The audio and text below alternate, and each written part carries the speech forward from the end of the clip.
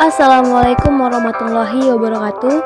Kembali lagi bersama saya Indah Rifayana dengan NIM 1814080052 pada mata kuliah Biofisika oleh dosen pengampu Ibu Dr. Miliasari SPD MSI UIN Imam Bonjol Padang. Selanjutnya pada kali ini kita membahas mengenai biolistrik dan magnet. Yang pertama yaitu sistem saraf dan neuron. Penjelasan sistem saraf dan neuron pada tubuh manusia. Sistem saraf adalah suatu struktur yang terdiri dari komponen-komponen sel saraf atau neuron. Sistem saraf merupakan bagian koordinator yang mengatur tubuh. Sistem ini tugasnya mengantarkan impuls saraf ke saraf pusat, memproses impuls saraf dan juga perintah untuk memberi tanggapan atas impuls yang masuk. Yang kedua, kelistrikan otot jantung. Mekanisme kelistrikan pada sistem saraf dan neuron dalam menyampaikan rangsangan. Tubuh manusia mengandung ion positif dan ion negatif. Ion penyebab muatan negatif di dalam tubuh manusia adalah Cl-, sedangkan penyebab muatan positif adalah Ca2+ dan Na+. Salah satu peristiwa fisiologi yang menggunakan gejala kelistrikan di dalam tubuh manusia adalah penghantar impuls saraf. Mekanismenya sebagai berikut. 1. Saat neurotransmitter dilepaskan dari sel saraf lain, impuls atau rangsangan akan diteruskan ke sel saraf berikutnya. Neurotransmitter mengakibatkan muatan positif Na+ masuk ke dalam sel saraf. Yang kedua, saat muatan positif Na+ masuk ke dalam sel saraf melewati membran sel, rangsang listrik mengalir ke ujung akhir sel saraf. Yang ketiga, saat rangsangan telah mencapai ujung sel saraf, neurotransmitter akan dilepaskan kembali menuju sel saraf lain atau sel saraf tujuan. Yang ketiga, konsentrasi ion. Pentingnya konsentrasi ion dalam tubuh manusia. Jadi, yang pertama yaitu ada ion klorida. Ion klorida ini berfungsi sebagai counterions atau ion yang diperlukan untuk menyeimbangkan muatan listrik untuk dalam cairan ekstraseluler dan untuk dalam jus lambung. Yang kedua yaitu ion kalium, membantu mengatur fungsi seluler termasuk impuls saraf dan detak jantung serta tingkat cairan tubuh.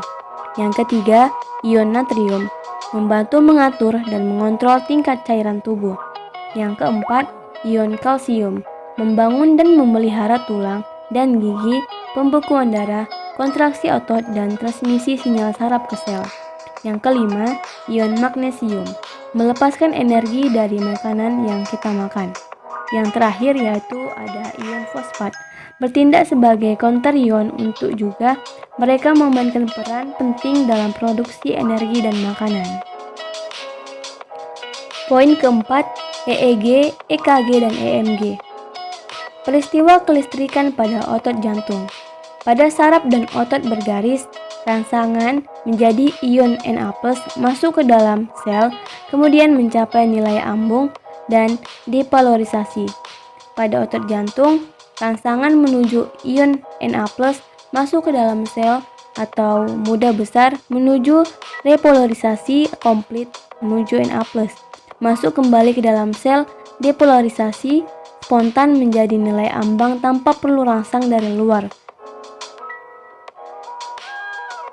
Sistem kerja EEG, EKG, dan EMG dalam memeriksa kesehatan. Yang pertama, EKG atau elektrokardiogram. Aktivitas elektrik ditimbulkan oleh sel jantung sebagai ion yang bertukar melewati membran sel.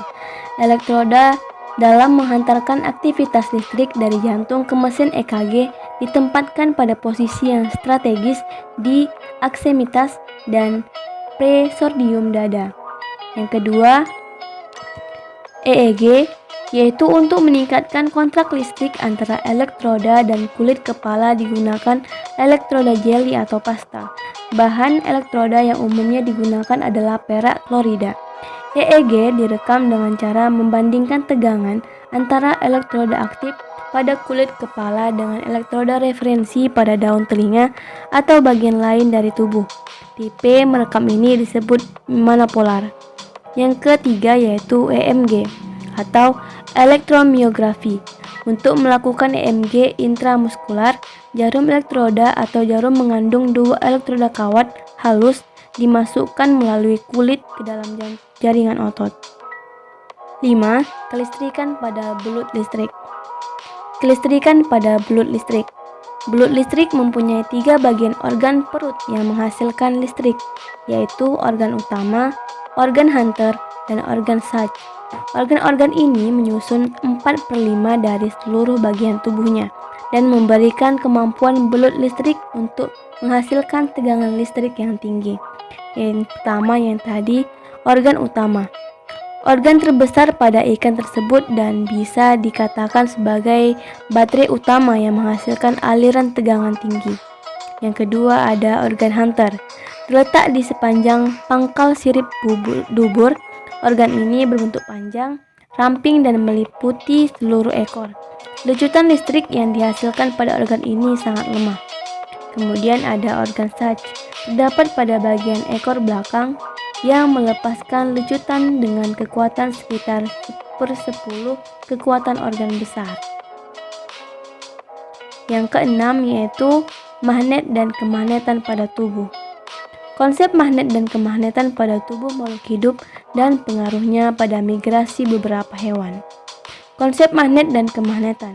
Sesungguhnya, semua benda materi itu terdiri dari gabungan partikel kecil berbentuk proton dan neutron, sehingga hakikat sesungguhnya semua materi itu memiliki daya tarik, menarik atau tolak-menolak kepada semua benda materi lainnya.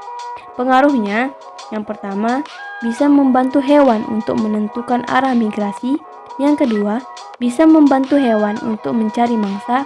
Yang ketiga, bisa membantu hewan untuk menghindari musuh.